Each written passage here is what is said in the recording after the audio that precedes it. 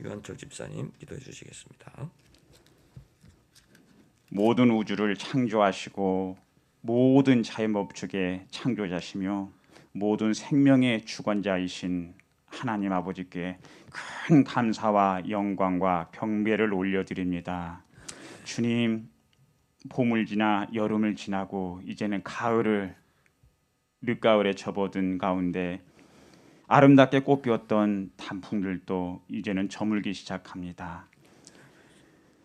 시련을 겪으며 열매를 맺고 그리고 자기의 할 일을 온전히 다 마치고 아름다운 단풍이 들어 우리 사람들로 하여금 기쁨을 자아내게 하고 하나님의 창조의 아름다움을 보고 느끼게 하고 이제는 낙엽이 되어 새로운 생명들이 솟아나도록 그들의 일을 다하는 모습들을 보며 우리 또한 하나님 앞에서 목적이 있어 창조되었고 주 안에서 자라가며 열매 맺으며 우리가 이제는 새로운 생명들을 기대하고 소망하는 마음으로 우리 일을 다하는 그런 모습을 보면서 하나님께 또한 감사합니다. 주님, 늘 주님과 동행하며 말씀 안에 살려고 하지만 나약한 영혼이 되어 혹시나 주님 넘어지고 상처를 받지 않았습니까? 주님 또한 상처를 주지 않았습니까? 이 시간 온전히 주님의 보혈로 씻겨지게 하옵시고 주님 당신의 그 대속하신 보혈의 고난의 십자가로 인하여서 나의 죄가 씻겨지게 해 주옵소서. 그리고 정말 그 은혜로 인하여서 내가 거듭 태어난 영혼 천국의 백성으로 인쳐 주신 것을 인하여 참으로 감사드립니다. 주님, 이 시간 용서의 자유함을 입고 감사하게 하옵소서. 주님, 우리 김건능 목사님을 사랑하며 축복합니다. 주님, 이 교회를 담임하게 하셨습니다. 또한 아버지 북귀종 회장으로서 그의 탁월한 치리를 할 수 있도록 하나님 늘 임재 동행해 주십시오. 많은 분야에 있어서 생각하며 기도하며 하나님께 나아갈 때마다 하는 지혜를 주시고 능력을 주시옵소서. 또한 아버지 하나님 말씀과 기도로서 우리 한 영혼들을 케어하고 양육하며 아버지 하나님 하나님 앞에 나아갈 때마다 하나님 새 힘과 능력을 소망을 덧입혀 주시옵소서. 주님, 우리 또한 예배를 위하여서 섬기는 한 분 한 분을 축복합니다. 주일학교로 찬양으로서 또한 반주로서 영상 튜닝으로서 섬기는 각 고귀한 존귀한 손길들을 축복하옵시고 주님 또한 예배가 마쳐지면 주방에서 헌신 봉사하는 집사님들 사모님 각 분 한 분 한 분 잊지 말게 하옵시고 그들의 헌신과 수고가 하늘에서 콜같이 빛나는 것을 기억하며 감사케 하여 주시옵소서. 주님, 우리 교회를 축복하며 기도합니다. 주님, 많은 분들이 북에서 오신 분들이 많이 구성되어 있습니다. 주님, 여러 이유가 있어서 탈북을 하게 되었고 많은 시련 가운데 이제 이 나라에 정착하게 된 분들이 많은데 주님, 기대와 달리 가정이 망가지기도 하고 분열, 아픔으로 점쳐진 많은 영혼들이 있습니다. 그런 가정이 있습니다. 주님 찾아와 주시옵시고 주님의 복음만이 그것이 해결이 될 수 있으며 희망이 될 수 있음을 알게 해 주시옵소서. 주님, 그러한 또한 영혼들이 우리 교회에 왔을 때 우리 먼저 우리 교회가 내면적으로 하나님 주님의 사랑으로 끈끈해지게 하시고 어떤 상처받은 아픈 사람이 오더라도 넉넉히 주님의 사랑으로 치유시킬 수 있는 그리고 그 사람이 새 사람으로 되어질 수 있는 넉넉한 모태의 역할을 해낼 수 있는 우리 교회 되게 축복하여 주시옵소서. 주님, 말씀과 기도로 깨어있게 해주시옵시고 하나님 말씀을 나누고 공부하는 것이 참으로 큰 즐거움이 있게 해주시옵소서. 특별히 주님, 우리 북한 선교와 이 탈북민들을 헌신하는 데 헌신된 우리 교회를 축복하옵시고 하나님 한 분 한 분이 믿음 안에서 굳건히 자라갈수록 장성한 분량에 하나님 아는 지식으로 충만한 우리 성도님들 되도록 축복해 주시옵소서. 주님, 정말 우리 교회가 이 시대와 때를 잘 분별할 수 있기를 소망합니다. 주님, 예수 그리스도의 복음을 땅끝까지 전파하기 위해서 먼저 유대인을 사용하셨고 로마를 크게 사용해서 로마인들을 사용하셨고 또한 유럽을 영국, 프랑스, 독일을 여러 유럽 국가들을 그리고 미국을 사용하시고 이 종말의 시대 때 우리 한국을 너무 hungr하게 사용하고 계십니다. 주님, 선교학자들이 얘기하는 것처럼 15가지의 선교를 위한 선교되기 위한 그 조건들이 유일하게 합한 나라가 이 나라인데 주님, 이 나라에 복음이 들어와서 동방의 예루살렘이라고 하는 칭송을 드리면서 큰 붕을 이뤘던 우리 북한 교회들이 주님 신사참배에 사탄의 숭배함으로 죄를 범하므로 온전히 회개치 못한 가운데 남북 분열의 동란에 아버지 하나님 환란이 왔고, 주님 남한교회는 그나마 회개할 기회가 있었지만은 온전히 회개치 못한 가운데 북한은 사탄의 권세에 완전히 휩싸여서, 주님 오히려 남북 동란 때 50여만 명의 북한 믿음의 성도들이 이 남한에 와서 큰 남한의 부흥을 일어나게 하셨습니다. 주님, 북한이 핍박받고 어려움 당하게 함으로써 오히려 남한은 복을 받아서 영적으로 경제적으로도 어디 나라 아버지 하나님 후진국에서 선진국으로 드러난 정말 이 지금에는 조선과 반도체와 여러 분야 모든 면에서 경제적 자립이 가능하며 아버지 하나님 여러 나라의 어려운 국가들을 도울 수 있는 그런 부유한 국가로 만들어 주셨습니다. 주님, 이것은 틀림없이 북한의 핍박당한 성도들의 헌신과 기도 때문에 우리가 복을 받았던 것을 잊지 않게 하옵시고, 우리가 정말 아버지 하나님 북한의 핍박당한 성도들을 위해서 기도하게 하옵시고, 주님 이 과정들을 통하여서 하나님의 깊은 창세 전에 계획이 있었다는 것을 확신하며, 이제는 주님 우리가 이제는 곧 복음 통일이 이루어지고 남북이 하나 되어 주님 이 세계 마지막 때에 저 18억의 무슬림들에게 복음을 전할 수 있는 사람들, 정말 아버지 헌신되고 순교자의 각오로 나갈 수 있는 그런 교회들로 이 한국 교회들 탈북민의 교회를 사용하여 주시옵소서. 주님, 많은 성도들 안에 헌신된 깨어있는 평신도가 많고 신학자들도 목사님들도 교회들도 그리고 경제적 자립성도 이렇게 있는 나라가 흔하지 않은 가운데 우리 대한민국이 그러한 이 종말 시대 때 선교 사명을 담당하기 위해서 세움을 받았사옵나니 이 기회를 이때를 놓치지 않게 하시고 하나님의 뜻을 온전히 잘 성취되는데 순종하는 우리 교회들 되도록 축복해 주시옵소서. 오늘 이 시간 우리 주님의 사랑하는 존경하는 강성 목사님 세우셨습니다. 그의 입술에 성령의 기름을 부어주시며 그의 말씀을 하나님 말씀을 대언할 때 우리가 정말 어린아이처럼 순박하게 그 맛을 젖을 사모하는 마음으로 잘 받다 먹으며 기뻐할 수 있도록 도와주시고 우리의 삶의 아름다운 열매로 나타날 수 있도록 축복하여 주시옵소서. 이 시간 주님이 왕이십니다. 온전히 우리의 예배가 기뻐 받아질 수 있도록 축복해 주시옵소서. 예수님의 이름으로 기도하였습니다. 아멘.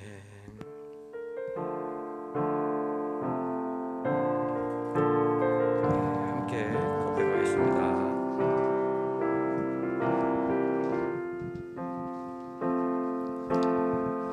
아버지 사랑합니다. 아버지 경배합니다. 아버지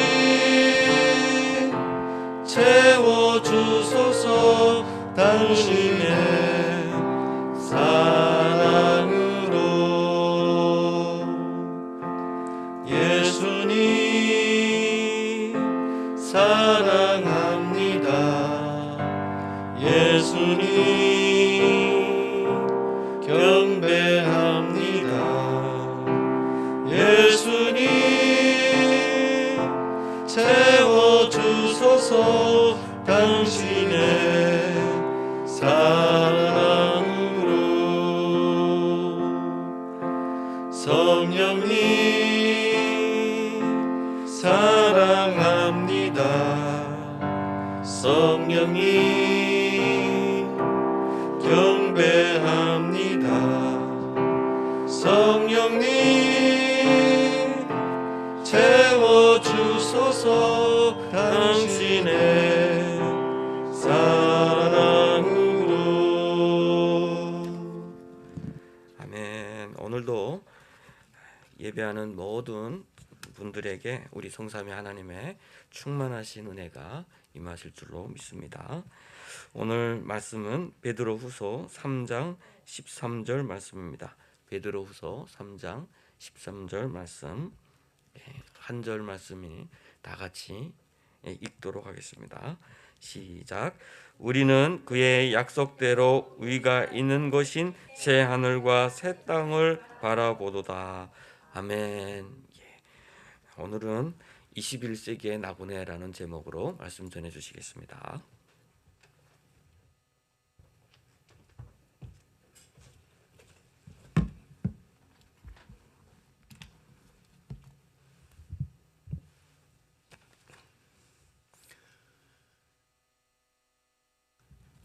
오늘 이제 베드로 전후서 공부의 이제 마지막 시간입니다. 베드로 전후서 공부를 우리가 쭉 해왔어요. 제가 한번 이렇게 쭉 기록을 찾아보니까 작년 9월부터 시작을 했어요. 예, 작년 9월부터 시작을 해가지고 오늘 설교까지 해서 총 28편의 설교를 제가 했습니다. 참 많이 했죠. 예, 기간으로 보니까 제가 이제 미국 다녀오고 그러느라고 이제 빈 시간 빼놓고는 14개월 걸렸습니다. 예, 28편인데 왜 14개월 걸리냐 하면 이제 우리 김건동 목사님하고 이제 반씩 설교를 나눠서 하니까 예, 14개월이라는 숫자가 나오죠. 정말 이렇게까지 저도 깊이 공부할 줄은 몰랐고 또 이렇게까지 많은 것을 정말 다시 배우면서 또 은혜를 받게 될 줄을 미처 몰랐어요. 그래서 오늘 시간은 이제까지 베드로 전후서를 공부하는 그 모든 것을 이제 마감하는 의미로, 예, 마치 이제 학교에서 이제 종강한다 그러잖아요. 예, 책을 이제 다 띄면 이제 책거리 한다 그래요. 막 기뻐하고 그러는데 그런 의미에서 오늘 총정리하는 의미에서 한번 좀 말씀을 나누려고 합니다. 그런 의미에서 어떤 구절이 적합할까 이렇게 생각하다가 베드로후서 3장 13절의 말씀을 같이 보려고 합니다. 이 구절을 이제 다시 한번 제가 해석을 해드리면은요, 전에도 이미 했지만은 우리는 그의 약속대로 또는 그의 약속을 따라 새 하늘과 새 땅을 바라보도다. 거기에는 의가 있도다. 또는 의가 머물도다. 이렇게 저는 번역을 하고 싶습니다. 베드로를 한번 좀 잠깐 생각을 해봤어요. 이렇게 기록을 보게 되면은 베드로가 이제 이 서신을 쓴 것이 그의 생애 거의 마지막 부분이었던 것 같아요. 베드로가 약 한 60 후반 내지는 70 가까이 사셨던 것으로 그렇게 추정이 되는데 이 편지가 60 후반에 어쩌면은 돌아가시기 얼마 전쯤에 쓰셨을 법한 그러한 시간적으로 그렇게 추정이 되는 본문입니다. 그런 이유도 없지 않아 있었을 것이라고 생각이 되어져요. 베드로의 마음에 이제 몸이 이제 하나님께 갈 날이 멀지 않다라고 하는 걸 본인도 본문 속에서도 이야기를 했고, 그렇기 때문에 더더욱 새 하늘과 새 땅에 대한 의미가 더 다가왔을 수 있을 것이다, 이렇게 생각도 들어요. 그런데 베드로가 한낱 그런 어떤 그 상념이라고 할지 어떤 그런 그 측은한 스스로를 측은히 여기는 그러한 연민에 젖어서 그런 말씀을 하고 있다라고 생각되어지는 않는 것이 이 베드로 전후서에서 나그네라고 하는 사람들에게 하시는 말씀을 보면은 엄청 사명을 불러일으키고 있어요. 우리가 나그네가 됐다라고 하는 것이 그냥 어떻게 처해진 측은한 형편이 아니고 정말 하나님께서 우리를 택하고 구별하여 부르셨다라고 하는 그 말과 같이 가고, 또 그러므로 이때에 어떻게 살아야 된다라고 하는 특별한 각오와 사명을 주시고 계시거든요. 특별히 우리가 생각하게 되는 이 나그네라고 하는 이 말은 그 당시에 그 교회가 핍박 가운데 고난과 환난 가운데 있었던 그 상황을 우리가 같이 생각해야만 해요. 물론 나그네라고 하는 말은 정말 하나님도 자주 사용하셨던 말씀이죠. 네, 거슬러 올라가면은 이스라엘을 향해서 너희가 애굽 땅에서 나그네였고 또 거류민이었고 객과 같은 외국인으로서 살았던 그것을 잊지 마라. 그래서 너희 주변에 같이 살고 있는 그 나그네들, 거류민들, 또 외국인들 이런 사람들 잘 돌봐라 이런 말씀도 하시잖아요. 그러니까 결국 나그네라고 하는 것은 성경에서 보면은 신약 성경 이렇게 끝자락에 와서 중요해진 어떤 키워드가 절대 아니에요. 예. 하나님께서 당신의 백성을 처음부터 나그네로 부르셨어요. 아브라함을 부를 때부터 나그네로 부른 거죠. 예, 그래서 나그네가 어디 간들 편하겠습니까? 그렇죠. 나그네가 어딜 간들 정말 두 다리 쭉 뻗고 편하게 쉴 수 있겠습니까? 그러니까 나그네의 삶은 그냥 고단한 거예요. 피곤한 거고 그 자체가 시련이고 환난이고 근데 더더욱 지금 이 1세기 정황 베드로가 이 편지를 쓰고 있었을 이 상황에는 정말 교회의 핍박이 말도 못하게 컸고 많은 사람들이 잡혀가서 죽고 그런 시절이 거의 한 300년 가까이 되거든요. 그런 다음에서야 비로소 교회가 자유를 얻게 돼요. 근데 참 아이러니컬한 거는 참 모순되는 거는 교회에 자유가 주어지니까 교회는 어떻게 하기 시작했어요? 부패하기 시작한 거예요. 참 인간은 참 어쩔 수 없나 봐요. 그렇죠. 그래서 저는 오늘 이제 베드로 전후서를 이제 공부를 마감하는 의미에서 지금의 우리를 나그네라는 관점으로 다시 한번 조명해 보자, 생각해 보자 라는 의미에서 21세기를 사는 나그네 이런 관점으로 한번 제목을 붙여봤어요. 21세기의 나그네. 분명한 것은 정말 인류의 역사 속에서 이렇게까지 물질 문명이 발달해서 또 식량이 정말 넉넉해가지고 물론 지구상에 아직도 굶는 사람이 너무나 많습니다만은 사실 그 절대 수치로만 보면은 그렇지 않거든요.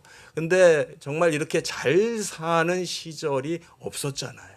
이렇게 우리가 잘 살게 되었는데 그렇다고 해서 핍박이 없냐, 시련과 환란이 없느냐, 고난이 없느냐 그렇지는 않죠. 지금 이제 코로나 시대가 이제 조만간에 이제 속히 곧 끝나지 않을까 이런 기대감에 부풀러 있는데 사실 저도 오늘 교회 오면서 오늘은 교회에서 같이 점심 먹을 수 있기를 간절히 소망하는 마음으로 기대를 한껏 하고 왔는데 오자마자 그거부터 물어봤거든요.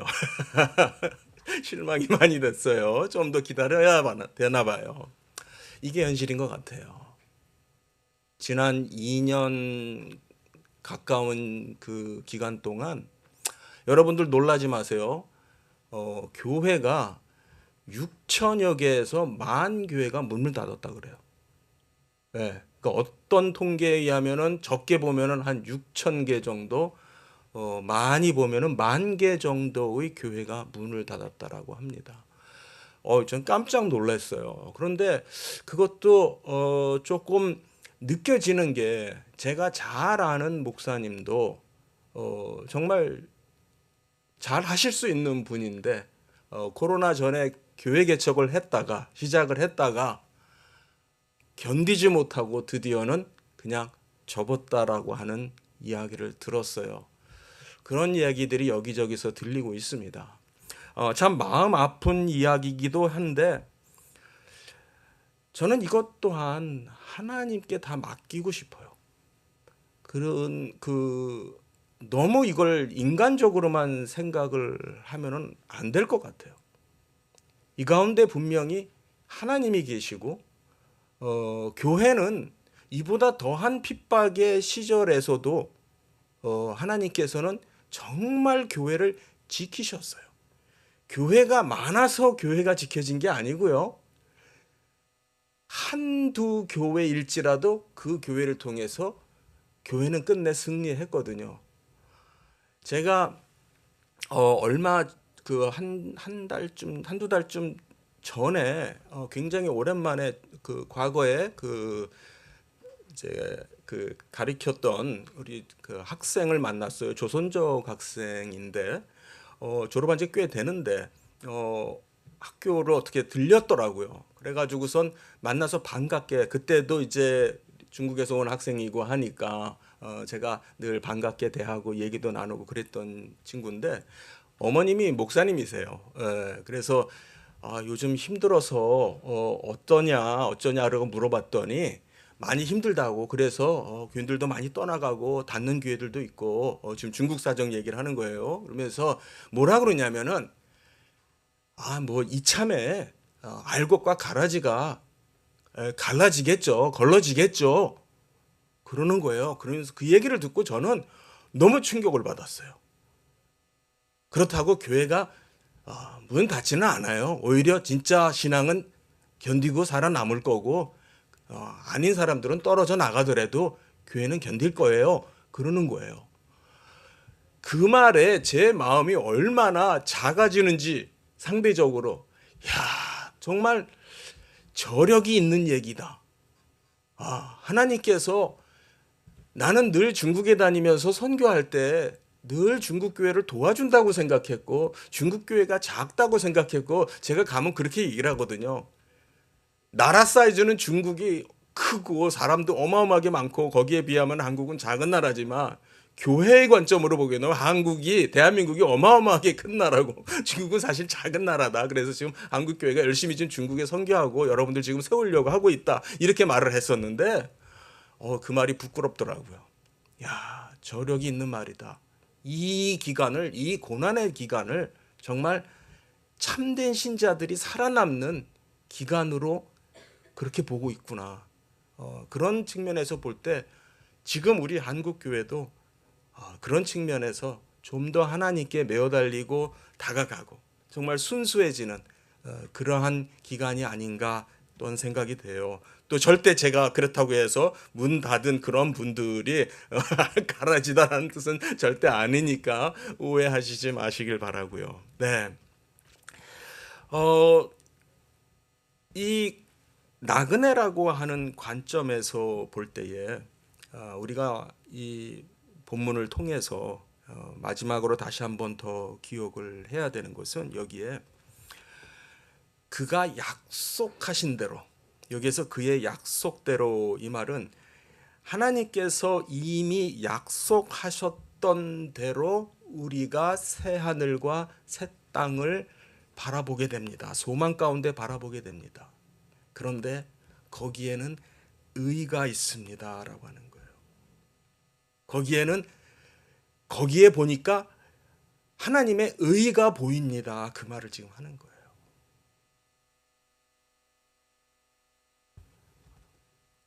사랑하는 성도님들, 하나님은 처음부터 우리에게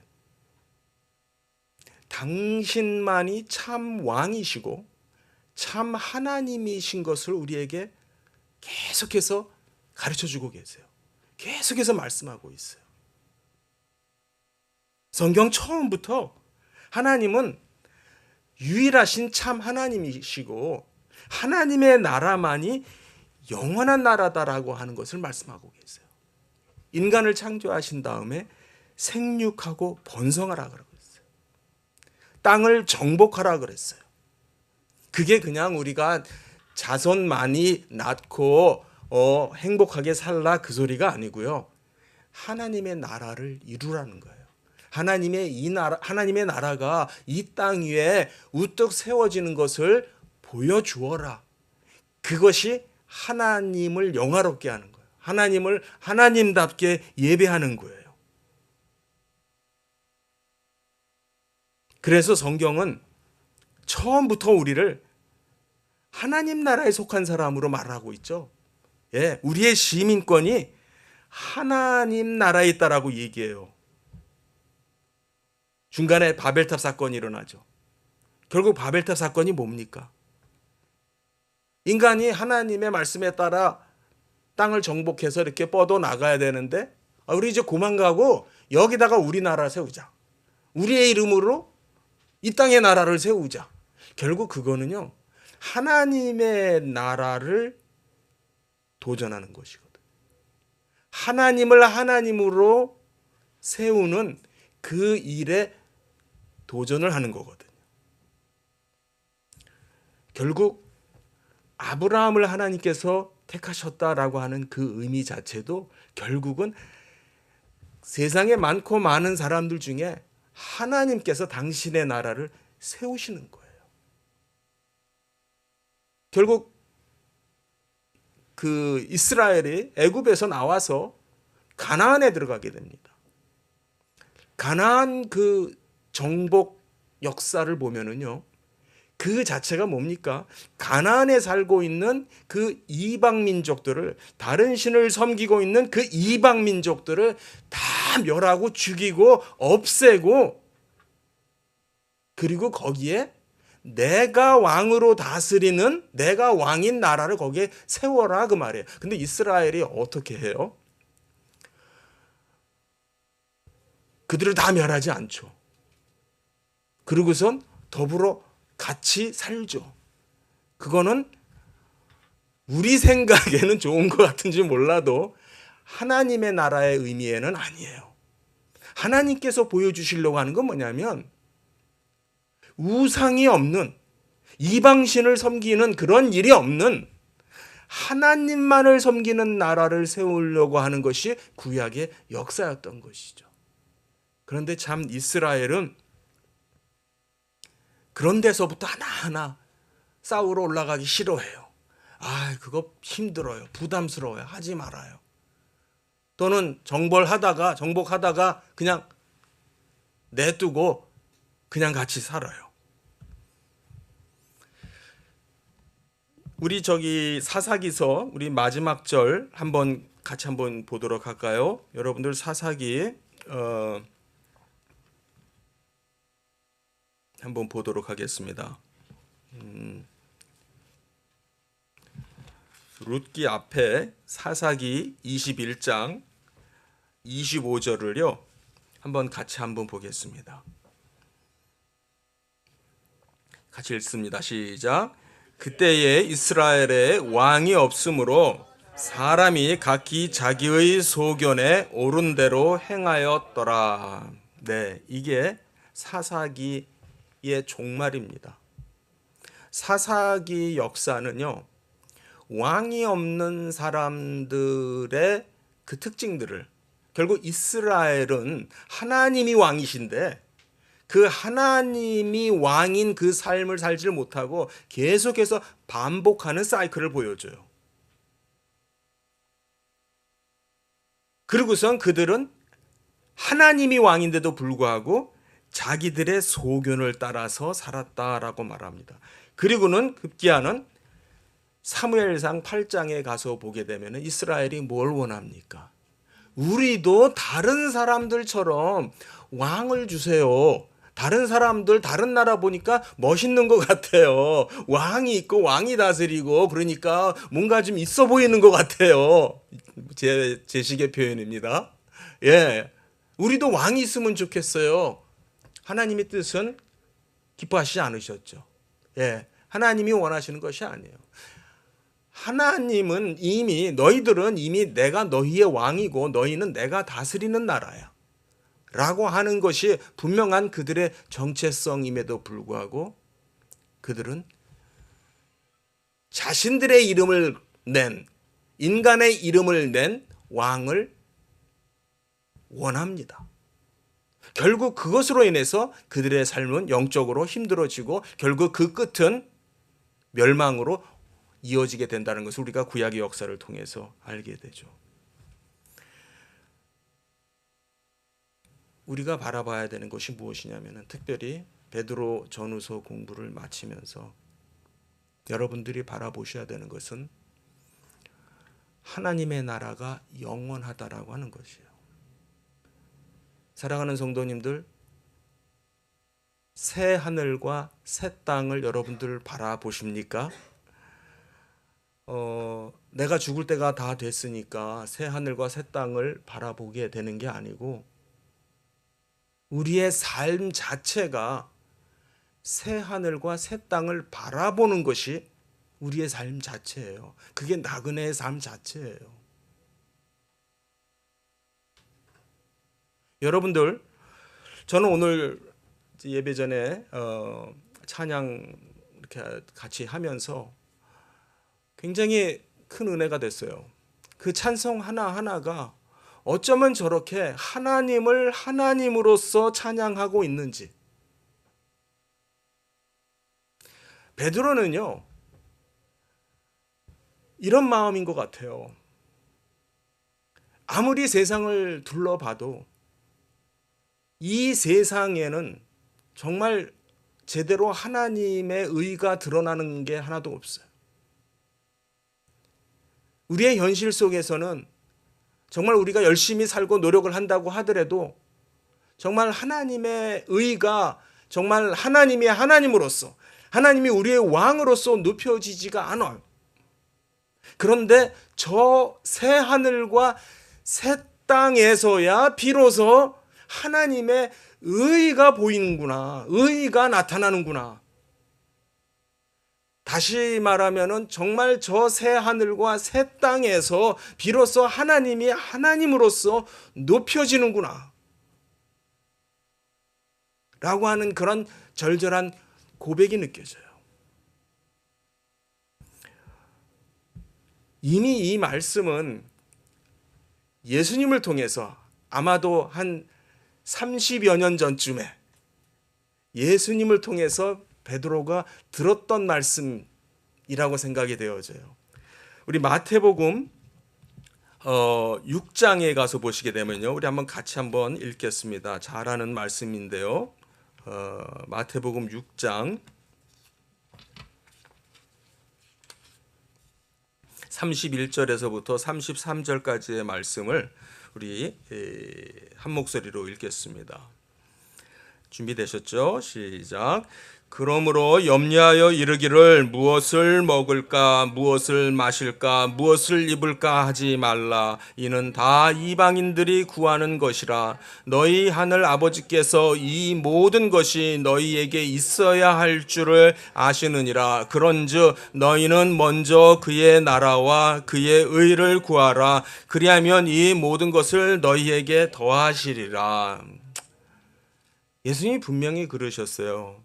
너희는 먼저 무엇보다도 그의 나라를 구하라고, 그의 나라를 추구하라고. 다시 말하면은 새 하늘과 새 땅을 구하라고, 바라보라고. 즉 하나님이 다스리는 그 나라만을 바라보라고. 그것이 우리가 살아야 될, 우리가 보여야 될, 우리가 추구해야 될 본연의 모습이다. 그게 언제 되어지느냐? 베드로도 아마 이 말씀을 한편 생각하면서 정말 진정으로 하나님의 의가 나타나는 그곳이 새 하늘과 새 땅이구나. 너희는 먼저 그의 나라와 그의 의를 구하라. 좀 아직도 우리의 마음에 이 말씀이 무슨 말인지 잘 와닿지 않으실 거예요. 좋은 말인 것 같은데, 당연한 말인 것 같은데, 좀 더 노골적으로 얘기하면 별로 은혜가 잘 되지 않아요. 그렇죠? 이게 무슨 뜻이지? 왜냐하면은 많은 경우에 우리는 하나님의 의 그러면은 그 의가 우리를 책망하고 벌하고 혼내주고 심판하는 그런 의인 걸로 생각을 해요. 하나님의 의가 나타나면은 우리가 혼나야 되는, 혼날 준비해야 되는 걸로 생각을 해요. 그 대표적인 사람이 누구였냐면은, 마틴 루터라고 하는 종교개혁가였어요. 종교개혁가가, 그 마틴 루터가 로마서 1장 17절을 읽으면서 새로운 깨달음 속에서 복음을 되찾게 되거든요. 루터 하면은요, 죄가 많아서 그렇게 내가 회개를 해도 또 죄가 남아있는 것 같고, 또 죄가 남아있는 것 같고, 죄가 그렇게 많아서 그런 생각을 했을까요? 루터가. 정말 루터가 얼마나 철저하고 얼마나 경건하고, 정말 루터는 성격이 굉장히 과격해요. 베드로랑 좀 비슷해요. 그래가지고 신앙생활도 정말 불같은 사람이거든요. 그런 사람이 회개의 기도를 하고 해도 하나님 앞에서 자유함을 느끼지를 못하는 거예요. 왜냐하면 하나님의 의가 나타나면 내가 곧 죽게 될 텐데, 내 죄로 인해서 내가 책망을 받고 심판을 받을 텐데, 그렇게 생각을 했거든요. 하나님의 의가 나타나면, 여러분 로마서에 보게 되면은 하나님의 의가 나타나서라고 하는 그 말이 굉장히 자주 등장해요. 그런데 로마서의 그 말이 결국 로마서의 주제이기도 합니다. 로마서는 우리에게 뭘 얘기하냐면은 하나님의 의가 나타나서 우리가 죽게 되었다라는 게 아니고 살게 되었다라고 하는 것을 얘기를 하고 있어요. 그게 성경 전체에서 드러나고 있는 복음이에요.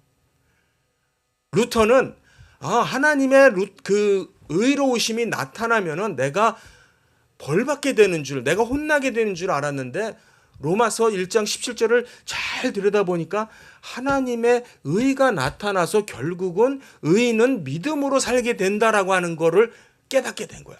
그래서 우리가 믿음으로 살게 된 것이구나. 결국 하나님의 의가 나타나셨다라고 하는 것은 스스로 하나님께서 예수 그리스도의 십자가의 죽으심을 통해서 하나님의 의를 스스로 충족하시고 우리에게 살 길을 주셨구나. 우리에게 영생을 주셨구나. 결국 하나님의 나라가 세워졌구나. 하나님께서 하나님의 나라를 세우신 거구나.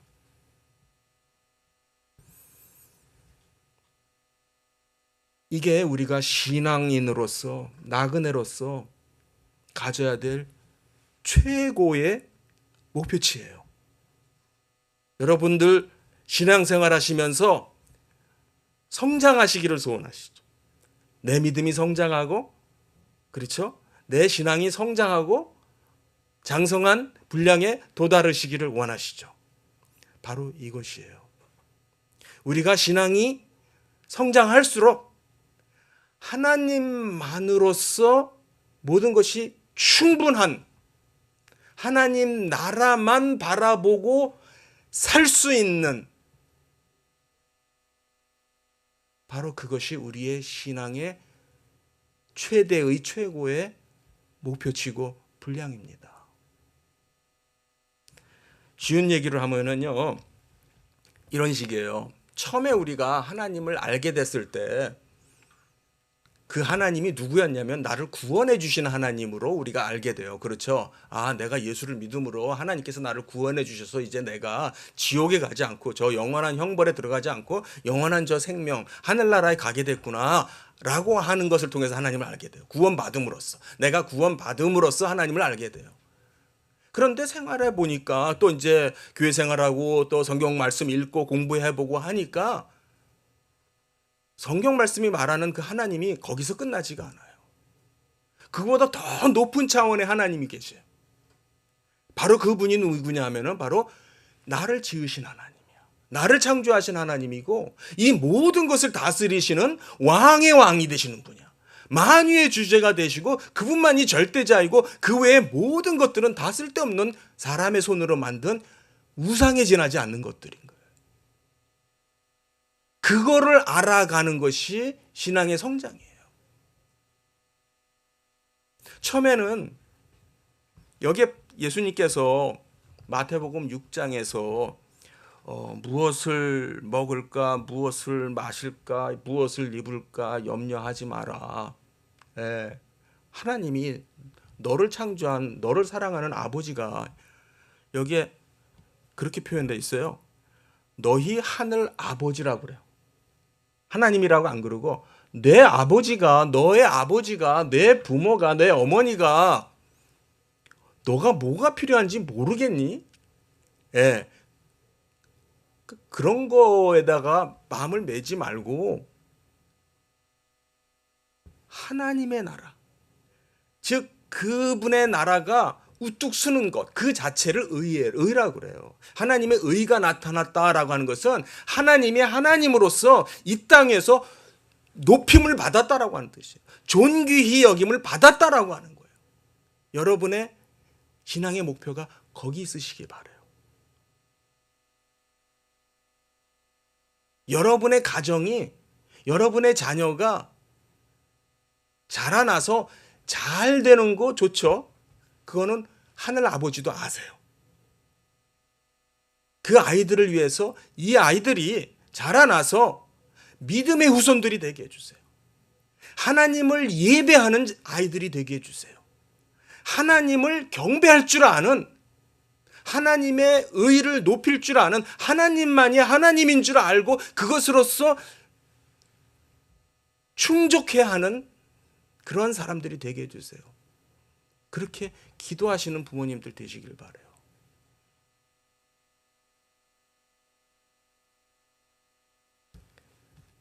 우리는 거꾸로 생각하죠. 이 모든 것을 얻기 위해서 우리는 하나님의 나라와 그 의를 추구하죠. 그렇죠? 우리는 복받기 위해서 하나님을 믿어요. 우리는 이 땅에서 잘 되기 위해서 하나님을 믿어요. 우리는 뭔가를 더 누리고 체험하고 뭔가를 더, 그러니까 나를 위해서, 내가 하나님을 믿는 것도 나를 위해서 하나님을 믿어요. 잘 생각해 보세요. 하나님이 나를 위해서 존재하시나요? 내가 하나님을 위해서 존재하나요? 많은 신앙인들이 하나님이 나를 위해서 존재한다고 생각해요. 그거는요, 하나님이 제일 싫어하는 방법이에요. 그거는요, 세상 사람들이 이방신, 우상을 섬기는 원리하고 똑같은 원리예요.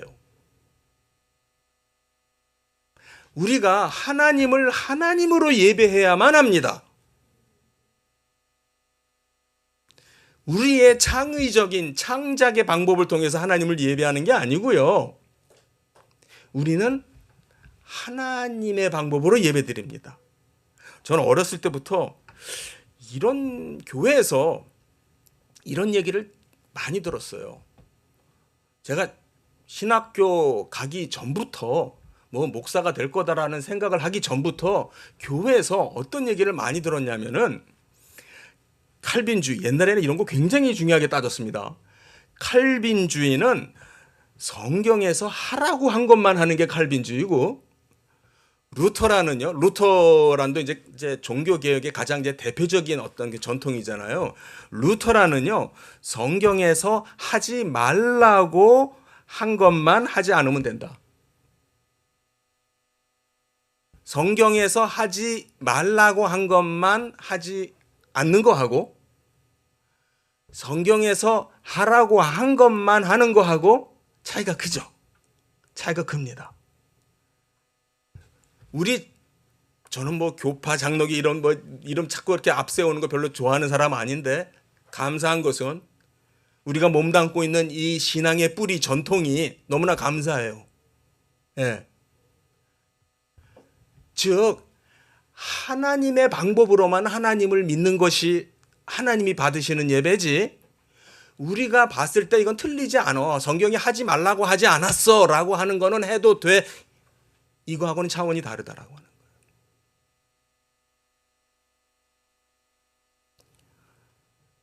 이걸 좀 더 쉽게 말하면, 그러니까 하나님을 알아가는 그 과정에 있어서 이제 남녀 사이에 이제 그 처음에 서로 사귀고 이제 뭐 연애하고 그럴 때 가장 초보적인 첫 번째 단계가 뭘까요? 그냥 가만히 있는데 뭐 저 사람이 좋아 보인다든지 뭐 훌륭해 보인다든지 뭐 사랑하고 싶다든지 그런 마음이 들지는 않죠. 일반적으로 잘해주죠. 예, 내가 저 사람한테 마음이 있으면 저 사람한테 잘해줘요. 그러면 나한테 잘해주는 사람에 대해서 내가 좋은 마음이 생겨요. 저 사람이 나한테 뭐 친절하게 해주고 또 때로는 뭐 선물도 사준다든지 뭐 이런 식으로 뭔가 내 마음을 끌게 해요. 그러면 우리는 사람은 일반적으로 나한테 잘해주는 걸로 인해서 그 사람을 다시금 쳐다보게 돼요. 다시 바라보게 되고 다시 좋게 생각하게 되고 그래서 마음을 이렇게 주게 되고 가까워지게 되죠. 그런데 그 관계가 늘 거기에만 머물러 있지 않아요. 그렇죠. 뭘 늘 줘야만 하고 해줘야만 하고 이런 것으로 그래서 내가 뭘 받으니까 저 사람이 좋아 보여 거기에만 머물러 있지 않죠. 오히려 그 사람 자체가 멋있어 보이는 거야. 그 사람의 됨됨이 자체가 속 깊은 그 성품 자체가 그런데 그 깊은 성품이나 그 됨됨이나 이런 것들은 정말 어느 정도 다가가기 전에는 가까워지기 전에는 알기 어려워요. 그렇죠? 예, 우리 사람 사는 데에서도 그런 것 같아요. 처음에는 우리가 성경에서도 그래요. 구약의 이스라엘한테는요. 여러분들 이 구약의 이스라엘이요. 사는 환경이 우리가 생각하는 것처럼 이렇게 막연하게 생각하는 것처럼 그렇게 막 경건하고 막 그냥 잘 이렇게 막 신앙적으로 살 수 있도록 뭐가 이렇게 잘 이렇게 보호가 돼 있고 이런 게 아니에요. 이방인들의 이방신들의 그 침투, 유혹 그런 것이 굉장히 그 노출되어 있고 열려 있고 그래서 자칫 잘못된 그 이방의 풍습과 그런 그 죄를 짓는 그러한 삶으로 그 빠져들기가 굉장히 쉽거든요. 예. 그런 가운데 하나님께서 그들에게 가르치시던 교육하시던 방법이 있어요. 그때는 네가 나 잘 믿으면은 내가 너 복 줄 거야. 근데 나 잘 믿지 않고 내 계명에서 벗어나 그러면 너 혼날 거야. 예. 그게 구약 시대에는 보다 더 분명했어요. 신약으로 올수록 그 의미가 즉각적으로 나타나지 않죠. 이제는 완성된 그런 의미이기 때문에 영적인 의미로 드러나요. 그렇지만 중요한 것은 분명히 하나님을 아는 그 지식에 있어서 깊은 성숙한 단계가 있어요. 정말로 우리의 목숨을 다해서 추구해야 될 그러한 단계가 있어요. 어떠한 그 성장의 분량이 있어요. 그게 뭐냐면 오직 하나님의 나라만을 바라보는 거예요. 그렇게 할 때 내 마음이 뿌듯하고 그렇게 할 때 정말 위로가 되고 은혜가 되는 그 자체가 복음이고 생명이고 하나님의 은혜인 줄 믿습니다.